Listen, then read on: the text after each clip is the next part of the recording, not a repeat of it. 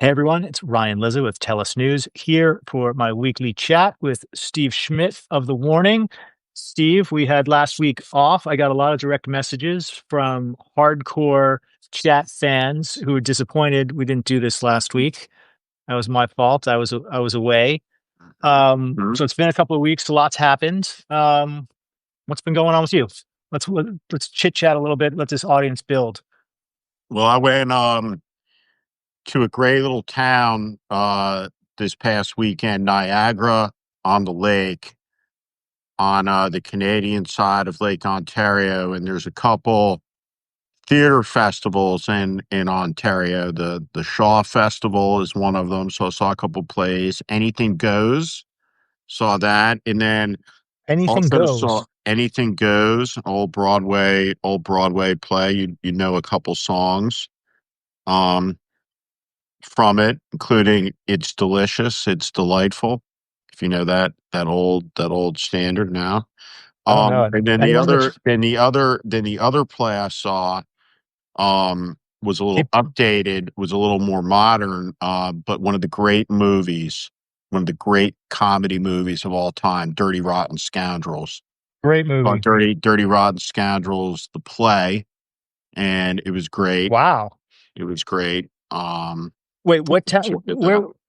Wait, this was in Niagara? So there are two. So one was in Niagara on the Lake, and then there's the Shaw Festival, and then that's there, and then there's another theater festival, and I'm completely blanking on the town. It's another Southern Ontario town that has a big playhouse and a big summer theater festival. And I'm just totally blanking. It was another great little Southern Ontario town.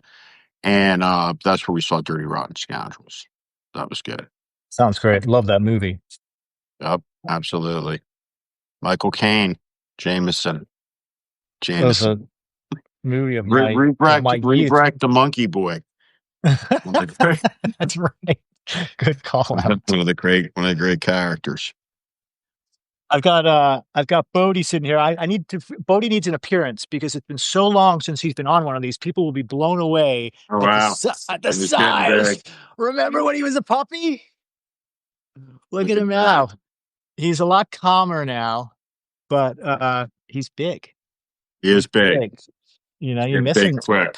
you miss him when they're small. It's It's like not to compare Bodie to MAGA, but I remember when wow, MAGA where's this going? when MAGA was small, right? Remember when MAGA was small?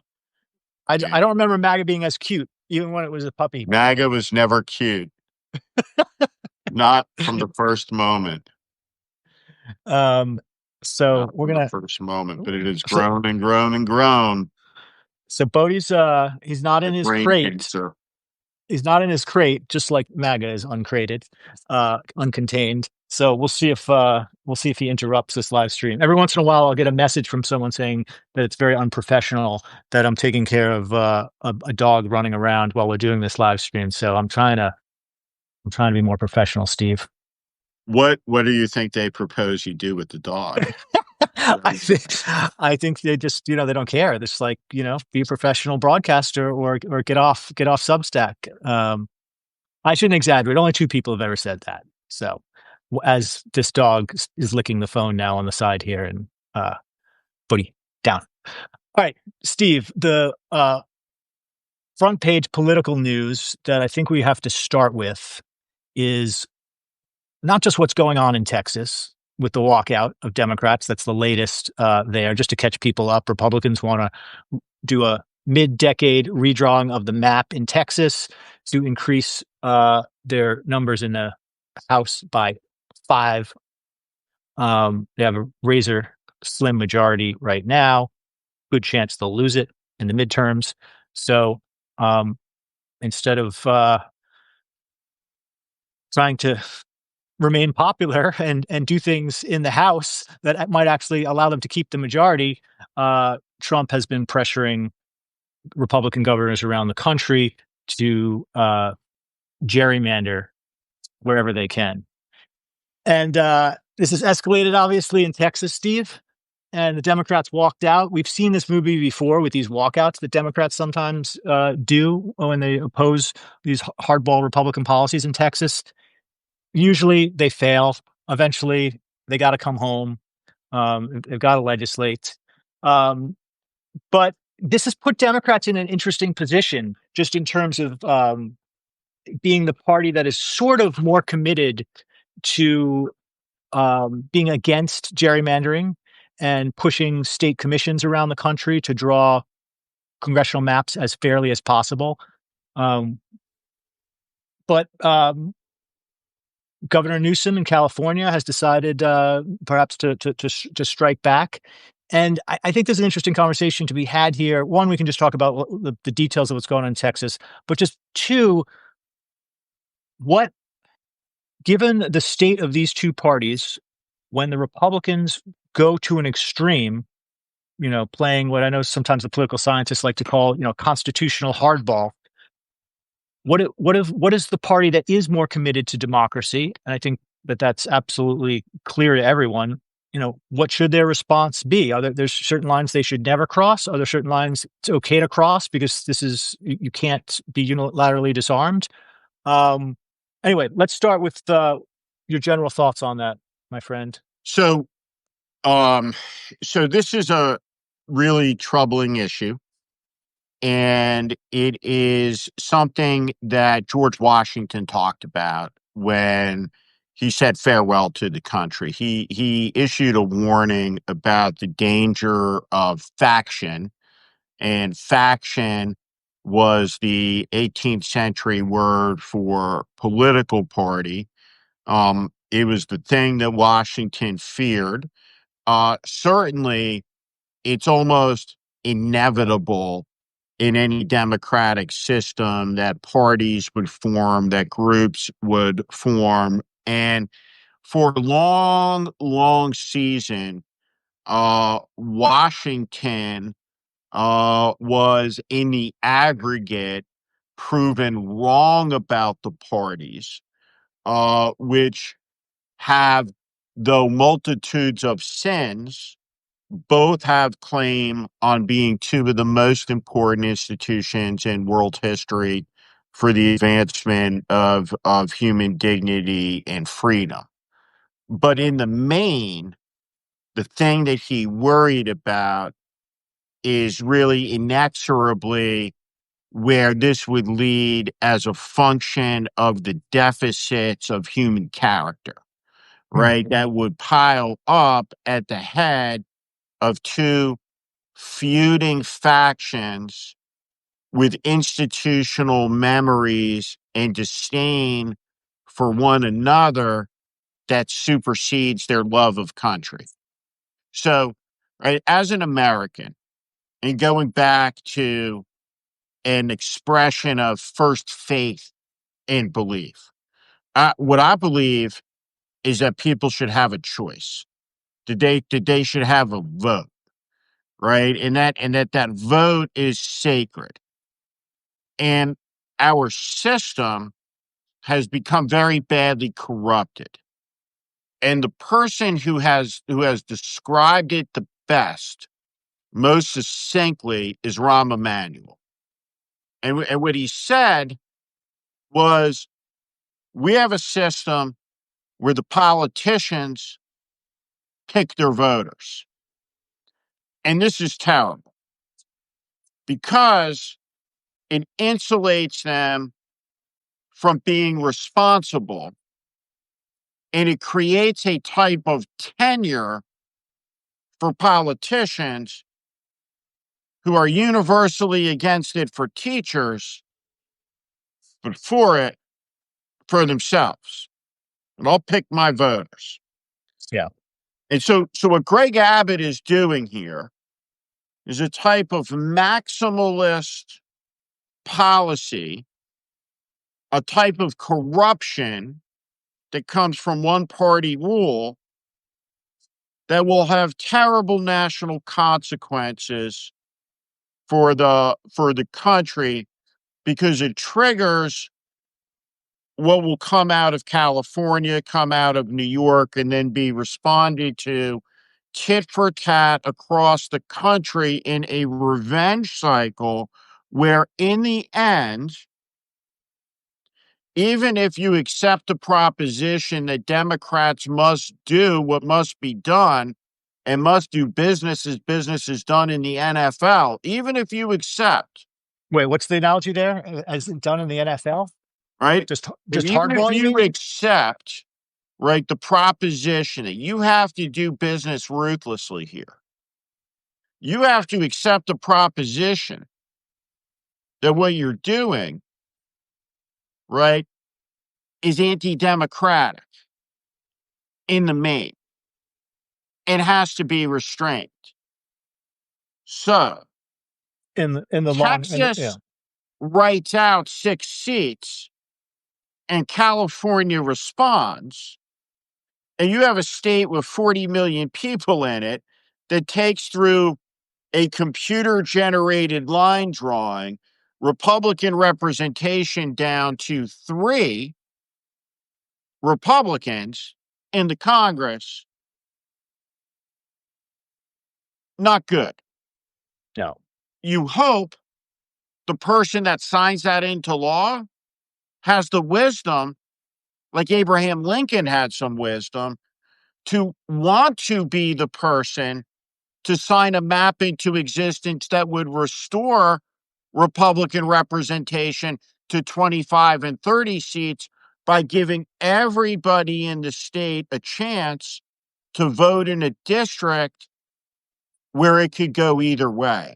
Because the system where 95% of these people never run in a competitive race and are thus insulated from common sense and good judgment has created a generation of Lauren Boebert and Marjorie Taylor Greens.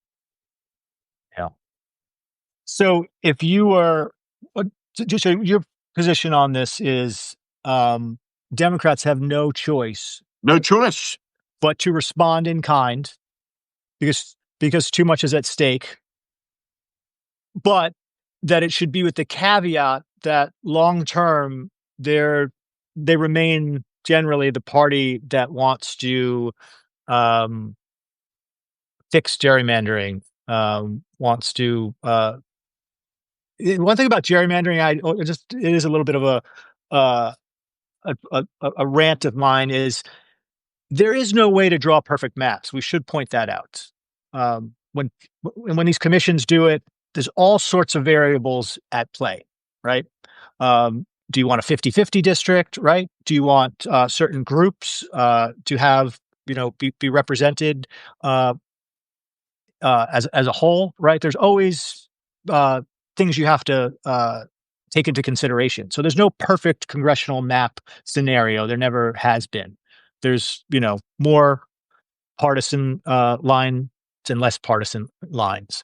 Um, so do you think that the Democrats should do all this, though, Steve, with that caveat that they're only doing this because it's a temporary emergency, and that long term they want to fix this problem? Or does that just sound wimpy? And you know, uh, should they just not care about that? Let me just say there's no perfect political candidates. Well, And that for sure. certainly the Democrats aren't going to have one in 2028. But you have to look Yeah. around right now, and you have to say who's right, who's right. And Gavin Newsom is right about something that's very big. And what he's right about is that the Trump presidency, in essence, from the peak of its aggression and its utter lawlessness, is 14 months from being over. Right? It's 1 year and 3 months from now with the election of a Democratic Congress in the House and in the Senate. And the Trump session is coming. Catastrophe is at hand, and he is very unpopular. And so what's happening in Texas is, well, we're going to change the rules, redraw districts, and disenfranchise millions of people through a maximizing of our power. And it has real consequences, and it must be met. It has to be met, right, wherever it's done in a coordinated way, inch by inch, force by force. If you're a Democrat and you were involved in, let's say, the gaslighting of the country around the condition of an 82-year-old guy, while you were, for instance, saying that democracy was the most profound, important issue of our time, what you have to bear in mind is that by disenfranchising Republicans in your state, the way that Abbott is in Texas, to save democracy, well, he's doing it as an assault on democracy, requires restraint and virtue in the application. Yeah. Lincoln did not suspend habeas corpus with the goal of ending habeas corpus. He suspended habeas corpus with the goal of a restoration of liberty in a country that won the Civil War thrust upon it by extremist slave owners in the South. Let's hope it doesn't get to that point where we have a president who's having to make a decision like that. I think the issue for me, and I don't really know, I haven't worked this out myself, is so much of what Trump is doing to undermine our democracy, and we've talked about this before, is legal, is blessed by um, sometimes a very partisan Supreme Court, but often lower courts as well, is blessed by legislation that has just remained on the books, and there has been a strong shaming function against using some of the powers that are on the books, because it would immediately make a president incredibly unpopular, because previous presidents just didn't have the same cult-like hold that Trump has over his voters, and one's own party would rebel if you did any of the things that Trump has done. I mean, the Nixon example is the most obvious. Trump's done things far worse than Nixon already, with absolutely no Republicans speaking out. So the question is, Democrats, when they get back in power, you could have a Democrat, and you could have a Democrat. I know we want to talk about 2028. Run on this message of, um, every weapon at hand will be used. We're going to do things just like Trump. I don't know if they would want to say that, but that to me is a big debate that Democrats need to have about tactics. And let me give you one example. When a Democrat gets back in the White House, the entire federal government is going to be studded with MAGA loyalists, some of the worst people in public life. To take a very obvious example, Kash Patel will be the FBI and a 10-year director of the FBI in 2029. If a Democrat was gone. This is what I'm saying. Gone. This is a threshold. Yeah. So how far do you go? That's an easy one. I think that's an easy one. But there are going to be dozens, maybe hundreds of decisions like that. And so my question is, are we now in a future where that's the way it is, that Trump has so corrupted the system that he's corrupted his opponents? He's given them no chance, which is a very common Trump thing. Or do Democrats have a chance to both redeem the government, but also not fall into the trap of undermining democracy in the same way that Trump has? I have been, I think it's fair to say, somewhat of a broken record, relentlessly on my criticisms of what happened in 2024. You have. This is where viewers start to log off. And I have done so for one specific reason, because we are now at the fork in the road that I knew was coming. And Hunter Biden is still out there doing his whatever. In order for the country to be redeemed through this, the Democratic Party must redeem itself so it can redeem America. Period. And we are at the fork in the road where we have to raise up some elemental issues.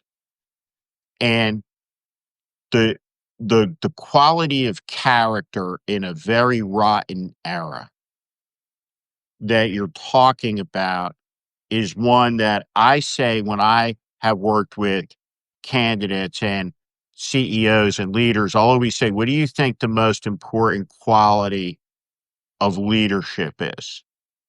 And you hear a lot of different answers, but I have a very firm conviction around what it is. And what it's around is the capacity of restraint. Restraint. Yeah. And so there is a fantasy. You hear it manifest in a very vapid way in our politics about that we're going back to something.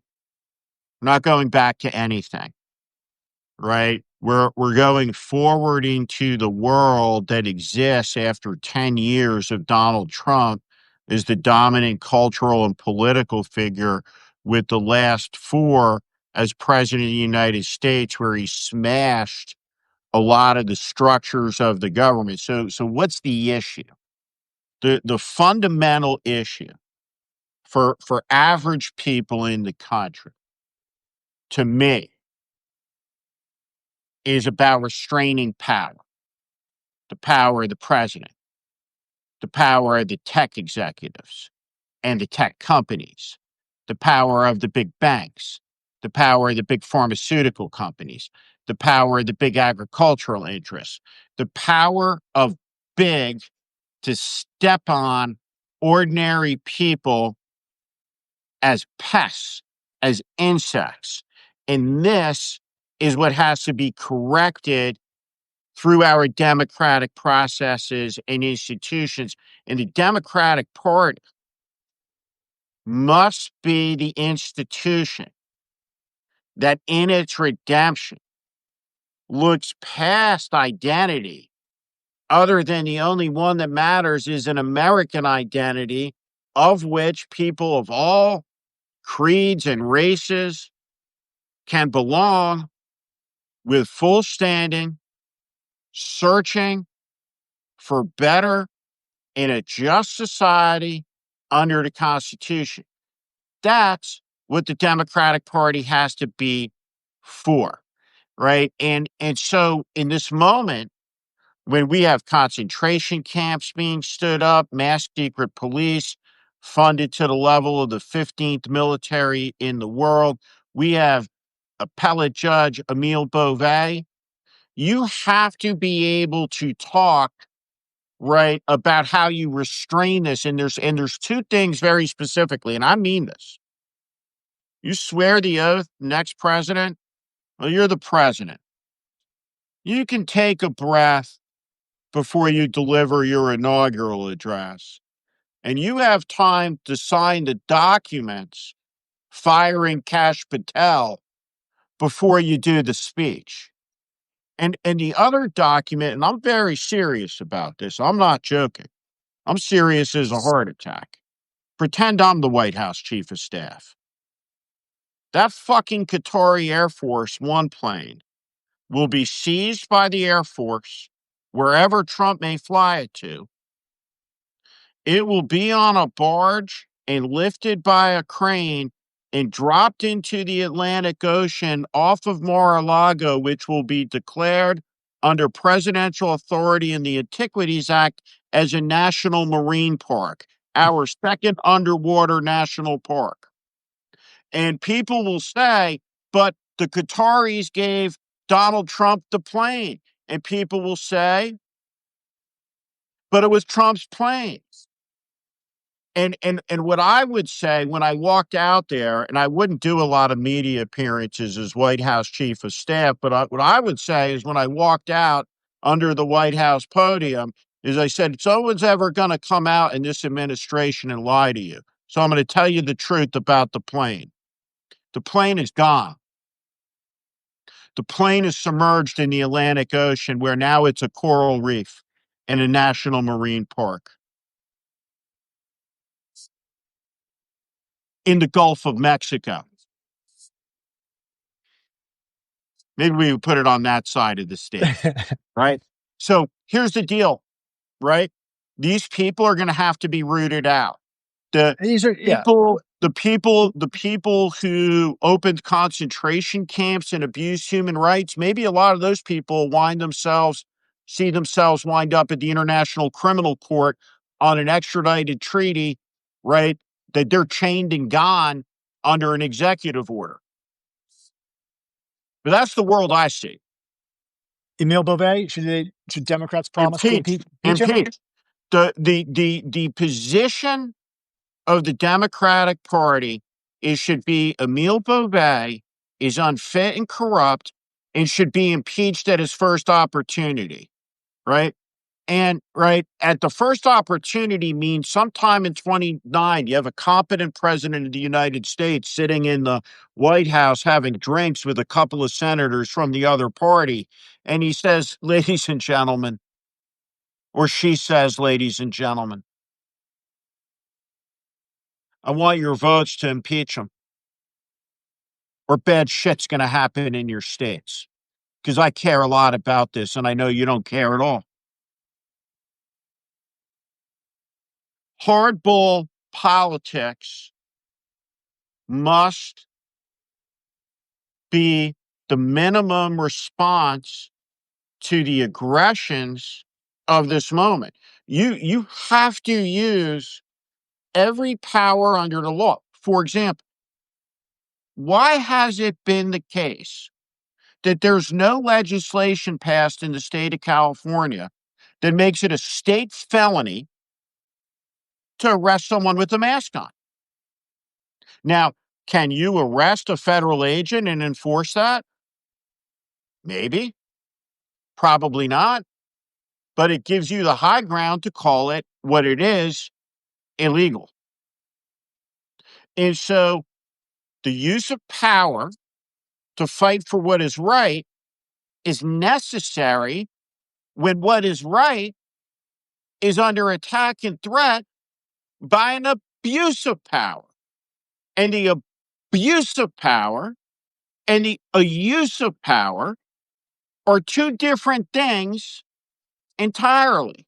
And what you have to have is a political party filled with people with the wisdom to say, we will use power to stop the abuse of power, and then we will restrain the ability of all powerful institutions to ever again use their power to abuse ordinary people, because what Donald Trump did after 250 years is break all of the norms. And what a generation of cowards showed is that they were faithless to what John McCain called the faith of our fathers. They betrayed it.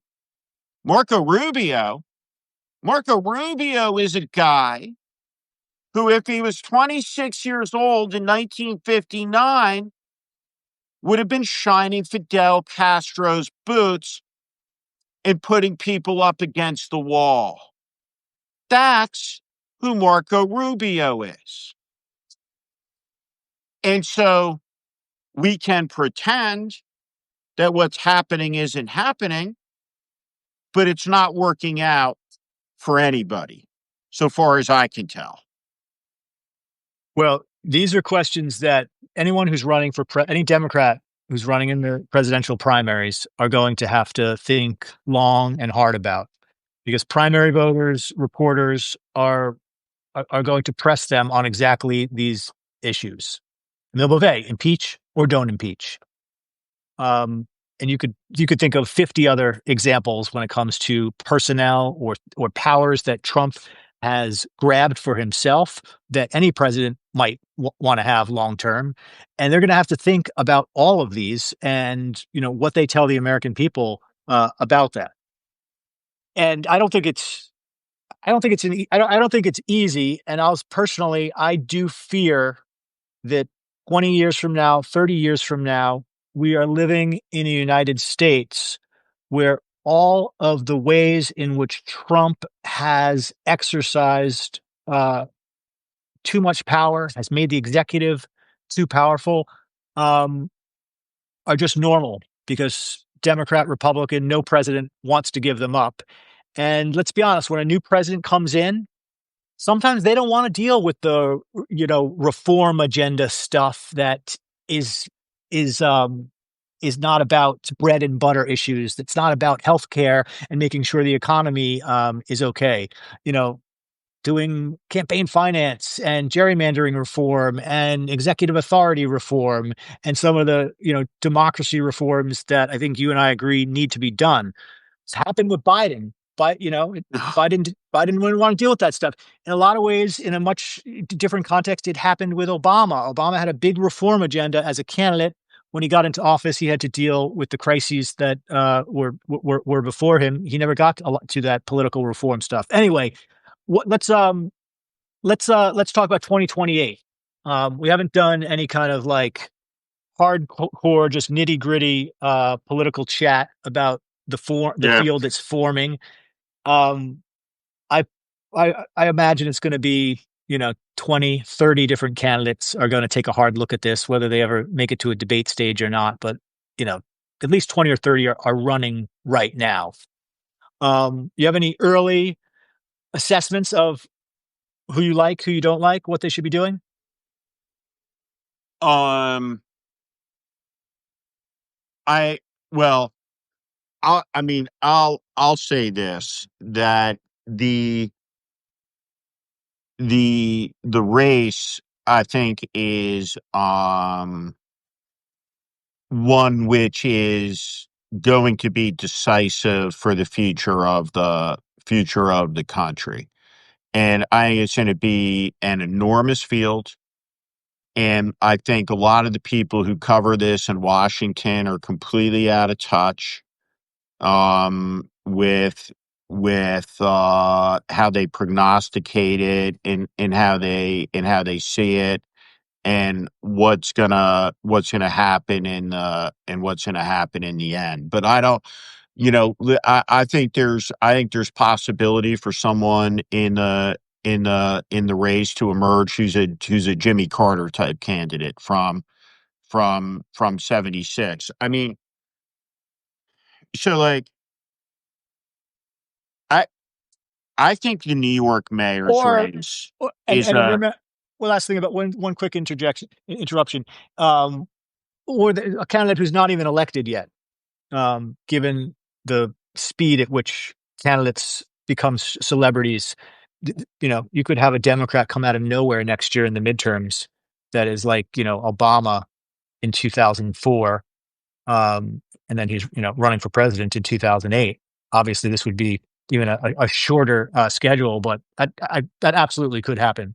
we don't we don't make an allowance sometimes, I think, for how like real people interact and intersect with politics. So I was Yeah. talking to a friend of mine this weekend, who's a 52-year-old millionaire Jewish white guy in New York City. And I'm like, "Who are you voting for?" He's like, Zorhan. Zorhan. Right? And I just laughed, right? And I was like, "Well, are you gonna shop at the free grocery stores?" Right? And he just laughed and he goes, "Listen, and this comports totally with like with a theory of mine about politics, and this played out in 2024. The establishment of the Democratic Party, such as it is, right? Whatever you want to call them, right? Like whether it's Tammany, right? Whether it's like Schumerlandia, like whatever name you want to give those people, right? That amorphous whatever that creates the conditions where Zoran Mondami's opponents are Eric Adams and Cuomo. And whatever that is that creates that, what the voters are saying is get the fuck out of here. Right? Right? We'll pick that guy. We'll pick Trump. What I find is the most amazing thing that no one really comments on that Trump and Mondami share in common is they beat the same guys. They beat the same people. Right? And so Chuck Schumer is the architect of the Democratic Senate campaigns in a moment of national crisis. He lives in Brooklyn. The head of the campaign committees, the junior senator from New York, and they can't influence what's happening in their party in New York City. Right? And so the country, my friend, right? He's like, no, I don't agree with them on anything. I disagree. I'm troubled by the anti-Semitism, the whole deal, on this stuff. But fuck it. If my choice is Cuomo and Eric Adams, I'm for him. Yeah. In to the wall we go together. That's how Republicans got Trump, my friend. Right. And so you have that fundamental dynamic at play, and that's a powerful current in all of this. Voters voting for someone they would never consider in times when they're, happy with the status quo. Just saying, fine, give the socialist a chance, even though I disagree with them on, half the issues, maybe more. He's better than these corrupt establishment Pauls. But that is how Republicans got Trump. A just kind of like fuck it mentality. And I don't want to compare the Democratic Party right now to the state of the Republican Party, but that kind of philosophy that your friend is expressing, it can be dangerous when that feeling takes off in a party and people no longer give a shit.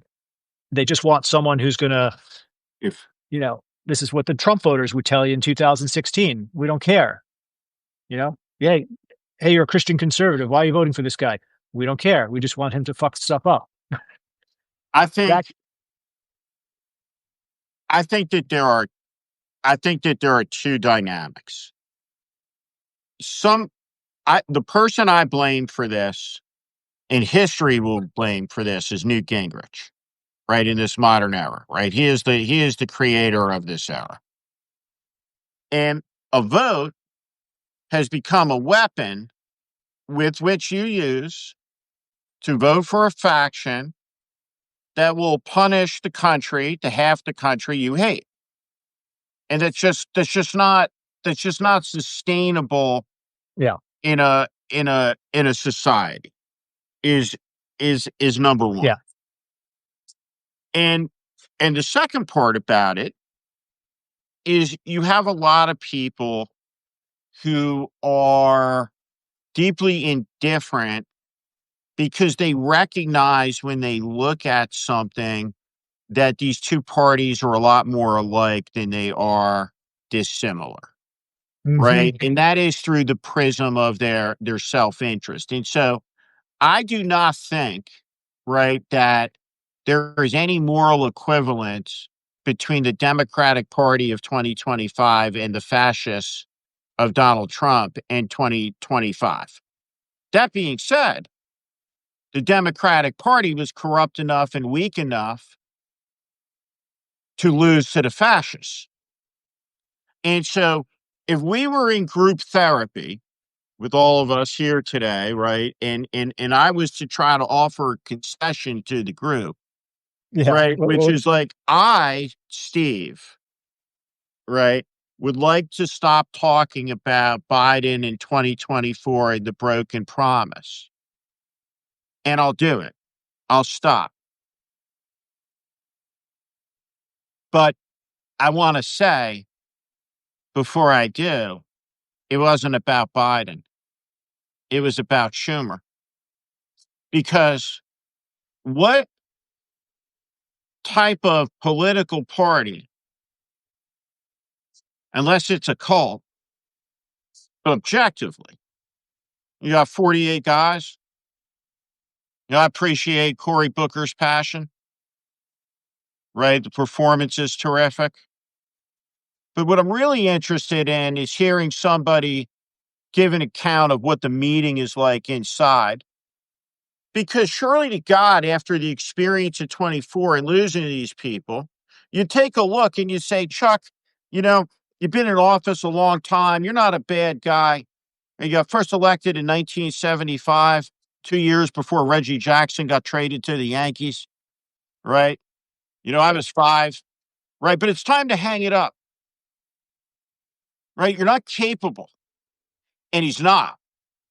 And so we are losing the country to a force of unprecedented malice, and we're unable to fight back, not because there's not a fight to be had, but because of the iron grip of a small faction of people on the controls, on the yoke of the Democratic Party against the interests of the American people.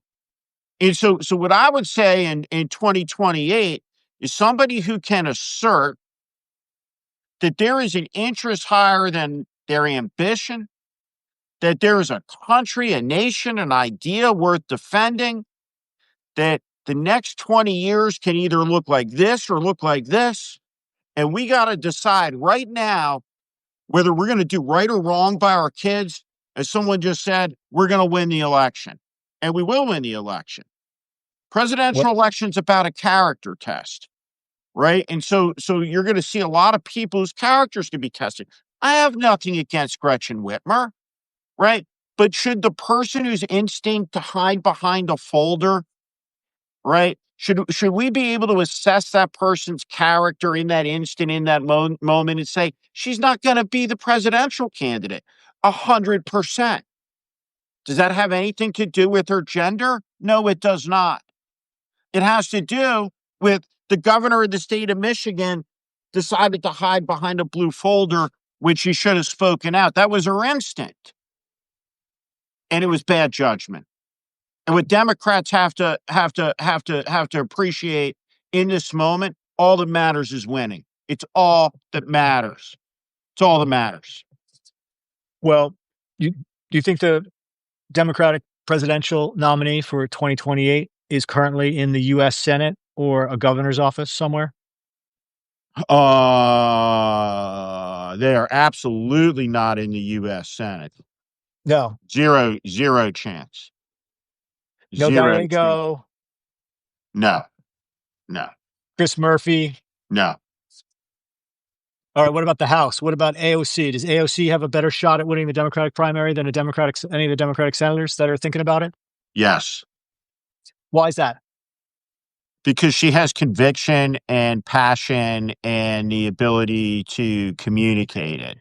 Now, do I think that she would be a winning presidential candidate? I do not. I don't think the country will elect a Democratic socialist from the Bronx.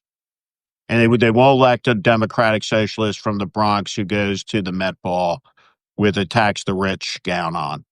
Right? It is a caricature of limousine liberalism, and the Democratic Party has no demonstrated capacities to win that fight. Not to get into an area that always creates a very lively discussion in the chat, but it's anyone who worked in the Biden administration in a senior position. Can they win? Can they become the presidential nominee of the Democratic Party in 2 years, In a senior 3 years. position, in a senior Yeah, I'm talking position, about no. Buttigieg. I'm talking about I Buttigieg. don't think Buttigieg is in a senior position. Um, Well, what do you mean? He was at the cabinet. He's a Secretary of Transportation. I mean, sure. I think You think I so? Even given your views, how many given your times views do you on think Biden, you're giving Buttigieg a pass on the no, Biden I cover think up. Pete Buttigieg is gonna have to say that he saw Joe Biden like 2 times during his 4 years, right? He's gonna say, right, he never met alone with him, right? Like, Exactly. he went He out maybe he met with the body double.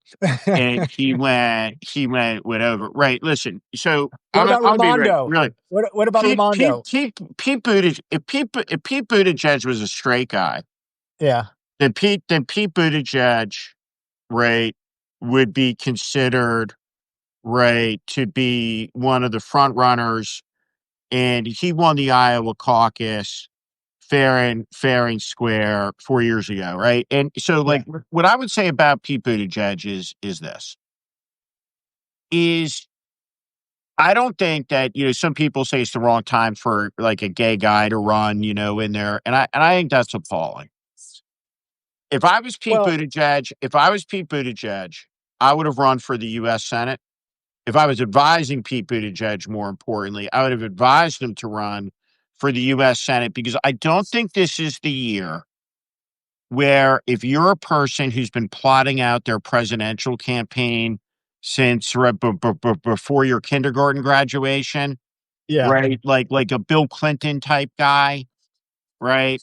yeah, Um, if you're that person, right? If you're Tracy Flick, right, or the person who's been put, like, the guy from Election, if you're that kid, yeah. not your year, not your year, and he may fall into that category. I don't know. Who doesn't fall into that category though, Steve? I mean, just Shapiro, Newsom, Pritzker, you know, I think of anyone who's a senator or a governor right now. Pritzker Pritzker to me is a really interesting candidate, right? He would have to run in the space where he's a traitor to his class, right? Like FDR.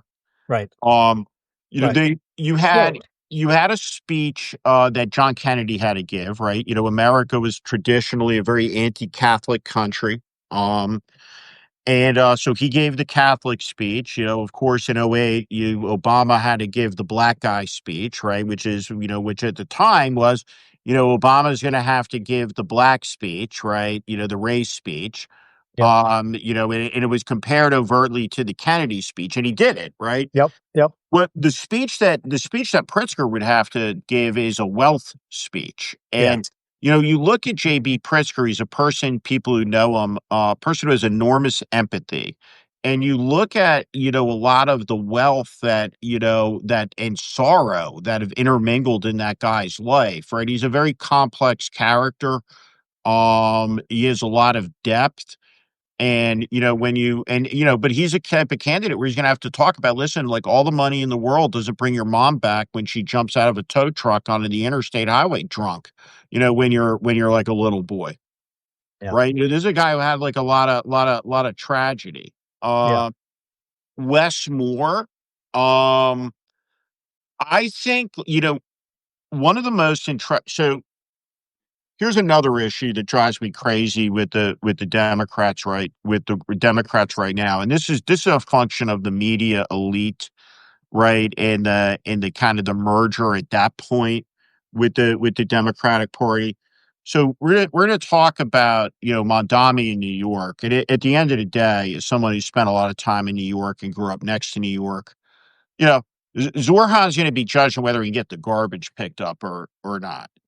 But if you look at Baltimore, right, that's one of yeah, the toughest cities with some of the most intractable problem sets in the country, right? And Wes Moore and the mayor of Baltimore have brought the murder rate down to a level that hasn't been seen in generation. yeah, So at some point, right, what enters into the equation, right, is are you able to execute the job like that you were elected at the lower level, right? And there's a lot of evidence to say like Wes Moore is off to a good start, right? In the state of Maryland. Gavin Newsom, right? I was Yeah, talking let's to talk about somebody. Newsom. Let's talk about Newsom because I've always I hear a lot of Democrats, and since I'm in Washington, some of the Hill contingency, who the smart thing to say about Newsom seems to be that he's a California Democrat. They'll never be elected nationally, which I don't really agree with that. But I can't tell you how many times I've heard that this year is that the stigma of progressive California is too much for him to overcome. I mean, if Democrats can't make their presidential candidate, from a state that's one of the if it were a country, would be one of the largest, most successful countries in the world. If that is not a qualification anymore in American politics, and you've got to be from you got to be a Democrat from a red state to qualify. I mean, that's just nuts. But also, I think politically, I don't buy that. I think Newsom actually, um, there's something about him, and there's something about these forced confrontations with Trump that so far he has handled both politically and substantively very well. That I think overcomes some of his obvious deficits, which what we were talking about. He's been a part of the Democratic establishment for a very long time.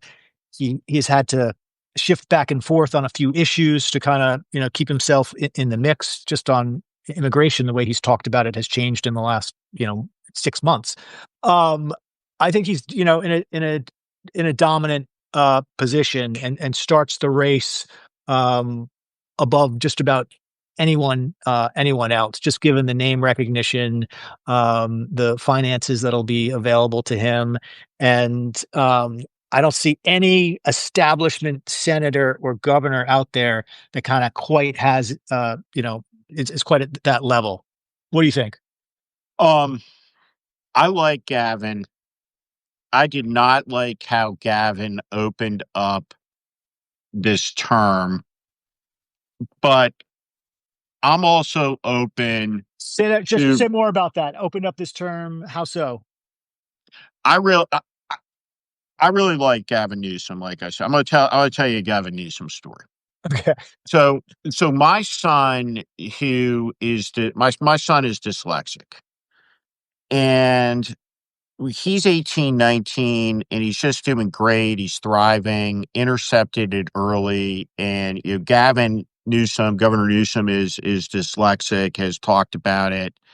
And I remember being backstage talking to him about it at a real time appearance. And there were a couple times where he and I were on together.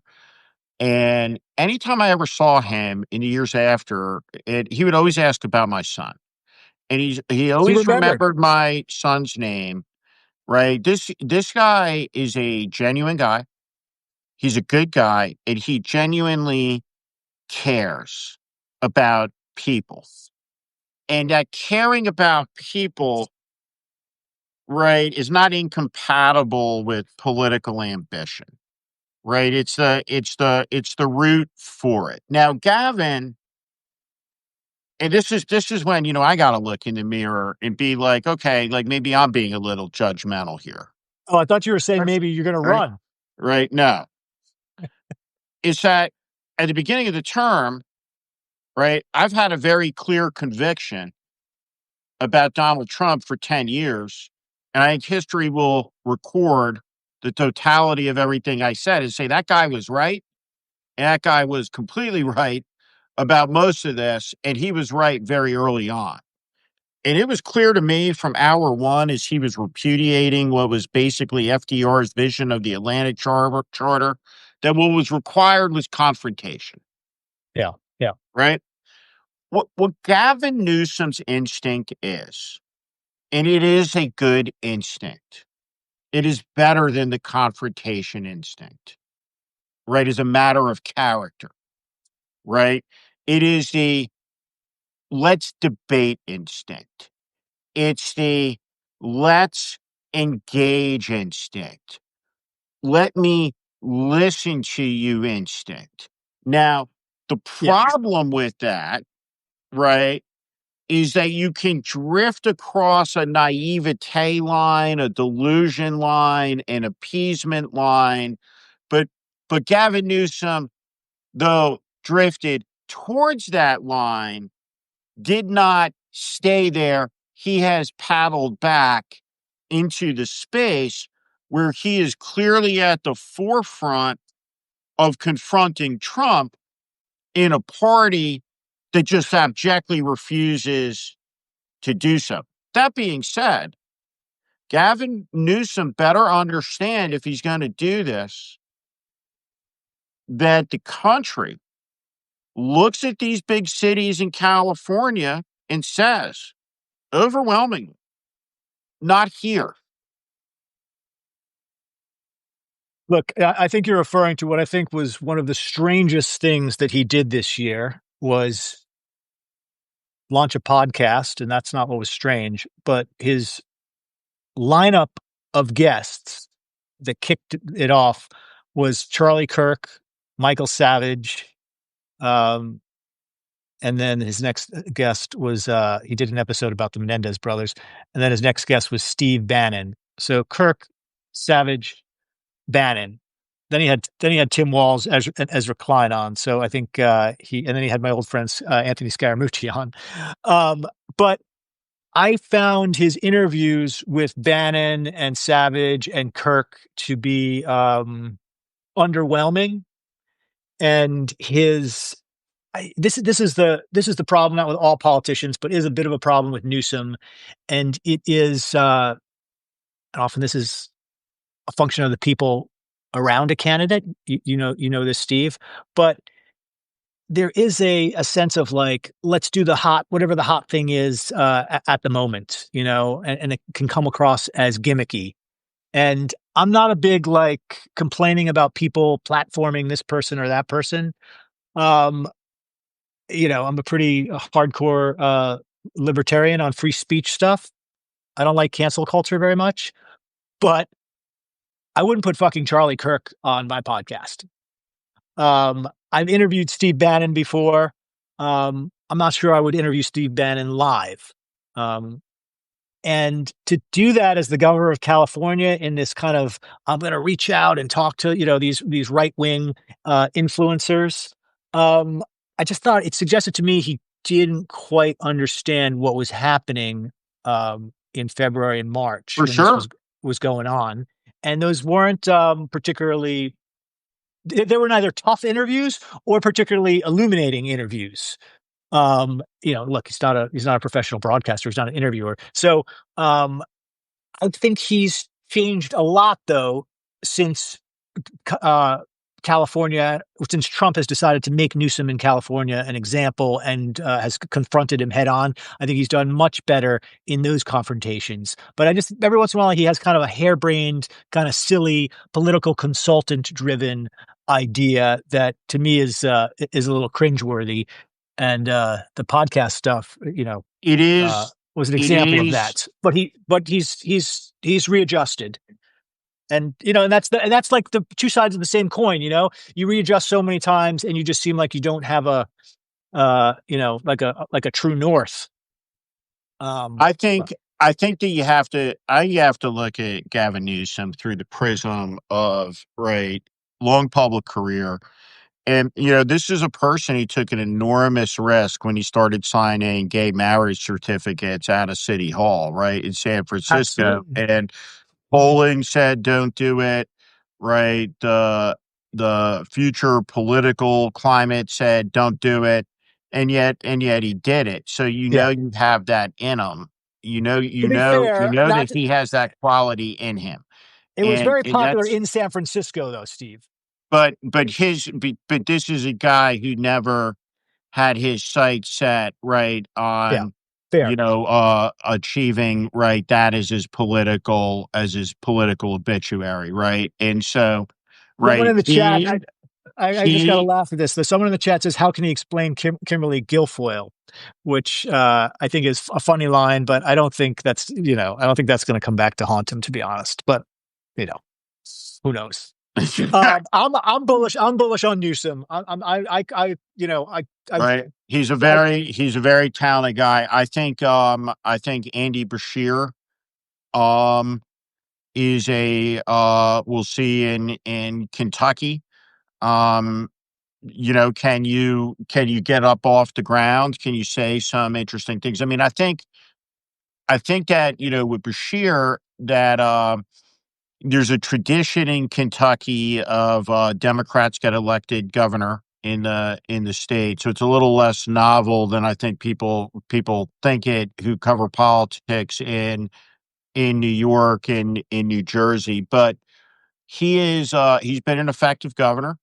He's been a good governor, and I you have to I you have to see how he gets into this. He's going to get a look. I think there's people that are interesting like Ro Khanna, that are going to catch some energy in that reform space, and that they're going to shape the debate and gain a little bit of a following and traction. Uh, I think that Josh Shapiro is a capable politician, but I don't know like what era I'm scoring him in. Am I scoring him in an era that's over, or am I grading him on a new one that's just beginning? Um, you look at somebody like a more Cuban people, there's a lot of, more Cuban energy, but then you see what Mark Cuban's reaction is to the announcement of Elon Musk's third party. And if you have any political judgment, that's going to be a fascist party, and that is going to be terrible for America, and you don't want to hear its ideas, right? You don't need to hear its ideas. You don't welcome the formation of the Elon Musk party after 9 months of vandalism. What it suggests is, he's a cultural figure. He's a cultural figure I admire and like, but he's not going to be able to function right in a presidential campaign as a candidate at this level. I think you look I at think you're right someone like. about Cuban. I know Cuban a little bit. I've met him, been in intimate dinner with him, and um, know a bit about him.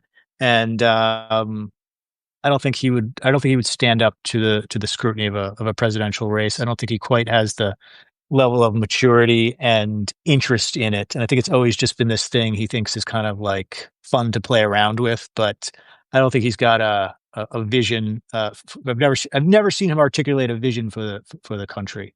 I But so you look at like a House member, like I look at someone. and I'm a huge Shark Tank fan, just for the record. Yeah, I mean, I look at somebody. I know on the Warning podcast I had Jake Auchincloss on, and I asked him a series of questions about what if you were president, and he knew exactly what he would do as president. Right, he's a Marine combat veteran. Yeah. He's as sharp as it comes, and I just wonder if you had somebody who's 40 years old, completely unplugged, right, and tells the truth, who stands up if in a debate they capture the nation's attention. I don't know. I think that people are looking for something new. I don't think they're looking for the MSNBC candidate in the Democratic Party. I don't think the you know, I don't, I don't think Mark Kelly's a presidential candidate. Um, the They're all, someone pointed this out in the chat. And as we wrap up here, people in the chat, I would love to hear who off the top of yeah, your throw head, some names out. Yeah, who who do you people like? like. Alkenkloss, remember, how do I pronounce his last name correctly? Alkenkloss? Auchincloss. Alkenkloss. He does have a real Buttigieg vibe in terms of his ability to communicate, and the way that seems to have thought through just about every issue in a relatively sophisticated way. Yeah, like no, I think that guy's like a once in a generation type talent, like A lot of Kinzingers in our audience here. political leader. Like I like like I'll say about Corey. Well, Crockett. I'm just reading some of these responses. Chris Murphy, Shapiro, it really runs the gamut. And Bashir, Shapiro, Pritzker. I, I, Crockett. I, um, yeah, I just think I think there's a decent chance that this person is not being talked about, is not on any lists, and might not even be elected to any office right now. The person who's actually going to be the nominee. I think that's the era we're living in, is just someone coming from out of nowhere and capturing people's attention. And I hate to say it, but you know, There's a Obama and Trump have celebrified politics in a way that didn't exist previously. And, I know Biden was no celebrity, but there's just a quality, an outsider quality that seems necessary at the presidential level right now. And, you know, just for lack of a better word, star power. And, I don't love that. I don't like that that's the criterion, but it does seem like the era we're living in, more and more. um I think Beto O'Rourke is a top tier presidential candidate. Oh, come on, I Steve. do. I do. I do. I do. I think that if he can get Shouldn't he get you can't lose that many times, and I think that first off, I what's mean, his record? What is he going to run on? I think that I think a couple of things. I think Uh, that he saved how many House seats in that race against Cruz in a state where the Fine, Democrats haven't won a race in 30 years. sure. That's not a Um, presidential platform. no, but I think, but I He's a great think, guy. but I think, but I think, but I think it's about. I just look at who the athletes are, Yeah. right? Who Look, he's there. can throw the ball and who Yeah. can talk, right? And who can talk about the country. And he can I think he's talk great, about but about the about the about the country. you All need a right. record, though. He's a great guy. A few years ago, I remember visiting him in Texas, having dinner with his wife and his family. Most normal guy in the world. He's about my age, kind of. We both have a lot of like cliched Gen X interests, and I think he's great. But that's not having a vision is only half the battle. You got to have some record, on some record of winning. I would Anyway, I would say, I mean, he was elected to I, Congress. So I want to say, as we go through this, I'm going to give a couple shows for everybody. I'm going to give a couple of recommendations of things to watch um for this subject. So there's a great documentary on Jimmy Carter called Jimmy Carter, Rock and Roll President. And it's about the 1976 campaign. And everyone should watch that, right? If you haven't seen that documentary about that election, right? If for no other reason, Jimmy Carter was like a very, very cool guy. When you look back at that moment in do history, they? and how Is it that just the campaign, how or do that they? Is it just the they campaign? go into it's mostly about the campaign, right? They go And into like Willie Nelson smoking pot oh at the yeah, White yeah, House. yeah, yeah, right. And President Carter talks about how years later he found out that it was his son Chip who was up there smoking with Willie Nelson, right? And that they What? didn't, It right? They wasn't didn't Billy. tell him, right? And but when you watch Jimmy Carter, rock and roll president, right? There's one thing about Jimmy Carter that becomes like very like abundantly um clear, right, about Jimmy Carter as a person. Jimmy Carter was not a judgmental person, That's right? absolutely true. Yeah. Jimmy Carter, right, he was a cool guy, he was a good guy, he was a non-judgmental guy trying to do the right thing. And you pick up like a lot of traits about Jimmy Carter that the Democrats could reattach themselves to Yeah. in that space at a political leadership level in that in that movie. But that's All an right. I'm going to watch it. important but that's an important thing to watch, I think. I'm going to check it out. All right. All right, good conversation. It's fun. People, I like talking. I miss talking about some of the hardcore, insider politics stuff. There's so It's many like other it's important things going on. This is what political conversations used to be like. It wasn't all doom and gloom and on the edge of democracy. You know, I also I being also think undermined. I also think that there's right, you can't I think that there's two others, right, that would be third year governors. Depending on what their record that, be interesting. One is Spanberger in Virginia, and one is Mikey Sherrill in New Jersey.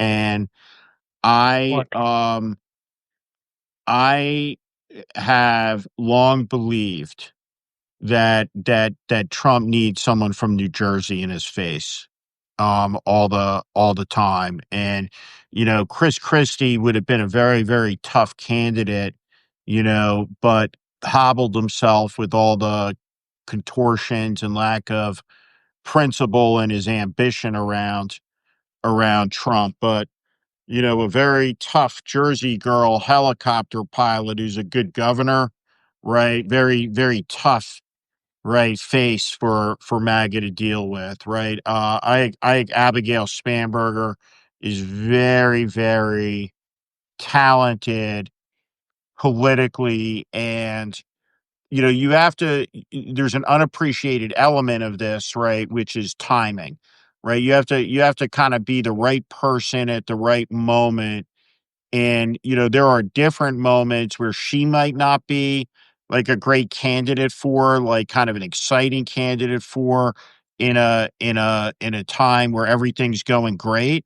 But in a time of crisis, like I think Abigail Spanberger, right, becomes potentially a very appealing candidate as well. And of course, right, they're gonna well, have an opportunity to be governors of their states, and they'll have to perform in those jobs. they're going to have a big platform if they Yeah. both win in November because they'll be the only game in town, and it'll be interpreted by the media as a rejection of President Trump. So both of them should be thinking about what they want to do with that moment. Yeah. Steve, good talking. I know we didn't mention it, and I didn't see one person in the chat mention a familiar name, Kamala Harris, which is often what Democrats do with their nominees who don't win. John Kerry, uh, Kamala is kind of discard them and look for someone new. So I'm not surprised that Kamala didn't come up in the chat. Um, something a lot of no to Kamala now. All right, good talking, man. We'll see you Yes. again Got it. Good to see on you. on Monday. Have a great week. See you, Yeah. everyone. Bye bye. Thanks.